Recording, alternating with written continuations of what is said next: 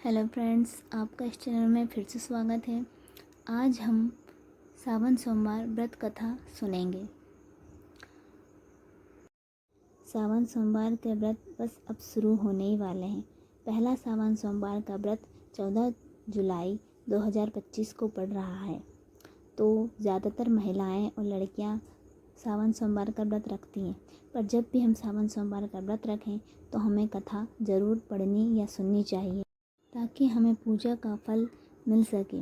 और पूजा तभी संपन्न कहलाती है जब व्रत के दिन व्रत कथा को सुना जाए या पढ़ा जाए। तो चलिए शुरू करते हैं, पर इस कथा को ध्यान से सुनिएगा। प्राचीन काल में किसी ग्राम में एक साहूकार अपनी पत्नी के साथ रहता था। साहूकार भगवान शिव का भक्त था और प्रत्येक सोमवार को व्रत रखता, पूजा करता और शाम को मंदिर में घी का दीपक जलाता था। साहूकार का घर धन धान्य से भरा था, लेकिन उसके वंश को आगे बढ़ाने वाला कोई संतान नहीं थी, जिससे वह मन ही मन दुखी रहता था। साहूकार की भक्ति देखकर एक दिन माता पार्वती ने भगवान शिव से कहा, हे प्रभु, यह साहूकार वर्षों से आपकी पूजा कर रहा है, अब आपको इसे पुत्र प्राप्ति का वरदान दे देना चाहिए। भगवान शिव ने उत्तर दिया, हर मनुष्य को उसके कर्मों का फल अवश्य मिलता है। यह साहूकार अपने पूर्व जन्म के कर्मों के कारण इस जन्म में पुत्र सुख से वंचित है। लेकिन माता पार्वती ने भगवान शिव की बात नहीं मानी और जिद करने लगी कि साहूकार को पुत्र का वरदान दिया जाए। उनकी बात मानकर भगवान शिव ने साहूकार को पुत्र प्राप्ति का वरदान दिया, परंतु साथ में ही यह भी कहा कि उसके पुत्र की आयु केवल 12 वर्ष होगी। भगवान शिव और माता पार्वती आपस में वार्तालाप कर रहे थे, लेकिन तब साहूकार छिपकर यह सब सुन रहा था। उसे यह जानकर दुख भी हुआ और संतोष भी कि उसे पुत्र रत्न की प्राप्ति होगी। कुछ समय बाद साहूकार के घर एक सुंदर बालक ने जन्म लिया। समय बीतता गया और बालक 11 वर्ष का हो गया। साहूकार जानता था कि उसके पुत्र की आयु केवल 12 वर्ष है। वह अपने पुत्र को अपने सामने मरता हुआ नहीं देख सकता था, इसलिए उसने उसे काशी जाकर शिक्षा प्राप्त करने का निर्णय लिया। इसके लिए उसने अपनी पत्नी के भाई को बुलाया और कहा कि वह उसके पुत्र को काशी ले जाए।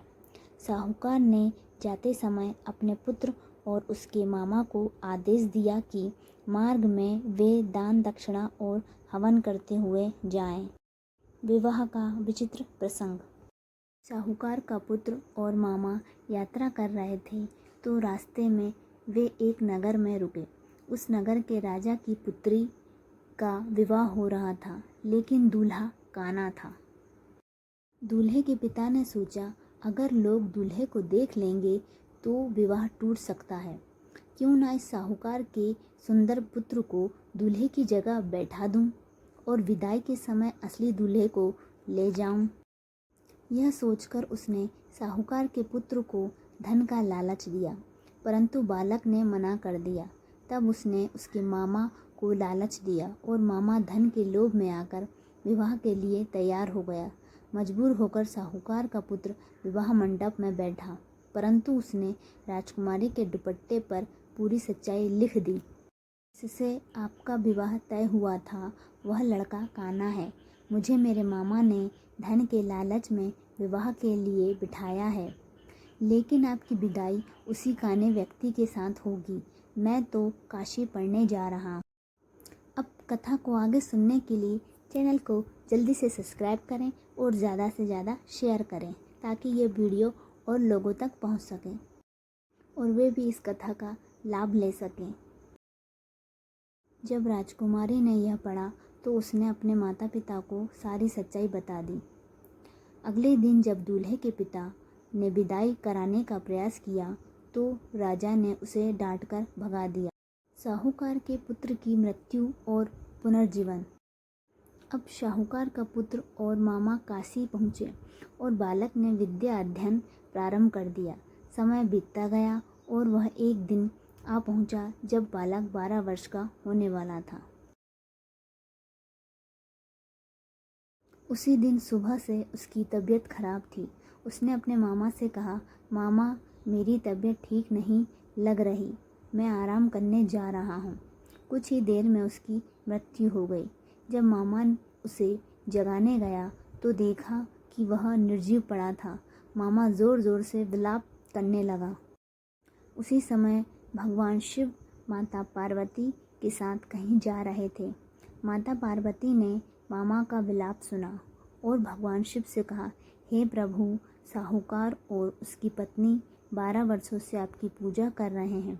आज भी उन्होंने प्रण किया है कि यदि उनका पुत्र जीवित नहीं लौटा तो वे अपने प्राण त्याग देंगे। कृपया इस बालक को जीवन दान दीजिए। भगवान शिव ने माता पार्वती की प्रार्थना स्वीकार की और साहूकार के पुत्र को नया जीवन प्रदान किया। घर वापसी और सुख समृद्धि। अब मामा और साहूकार का पुत्र काशी से घर लौटने लगे। रास्ते में फिर वही नगर आया जहाँ विवाह हुआ था।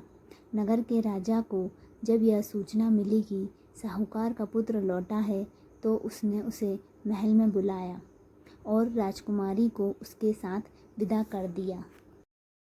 जब साहूकार का पुत्र अपने घर पहुंचा तो माता पिता उसे जीवित देखकर खुशी से नाचने लगे और भगवान शिव की स्तुति करने लगे। उसी रात साहूकार को स्वप्न में भगवान शिव के दर्शन हुए।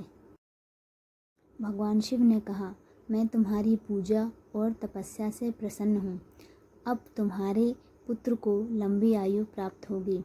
भगवान शिव ने यह भी कहा, जो भी मनुष्य श्रद्धा और विश्वास के साथ मेरी पूजा करते हैं, मैं उसके सभी कष्टों को हर लेता हूँ। अब हम देखेंगे इस कथा का क्या महत्व है। जो भी व्यक्ति श्रद्धा और भक्ति भाव से इस कथा को पढ़ता या सुनता है, वह अपने जीवन में सुख, समृद्धि और संतान सुख प्राप्त करता है। अगर आपने भी ये कथा पढ़ी या सुनी है तो कमेंट में हर हर महादेव ज़रूर लिखें। जय शिव शंभू। सावन में भी आप इस कथा को पढ़ सकते हैं या सुन सकते हैं, पर व्रत के दिन तो आप ज़रूर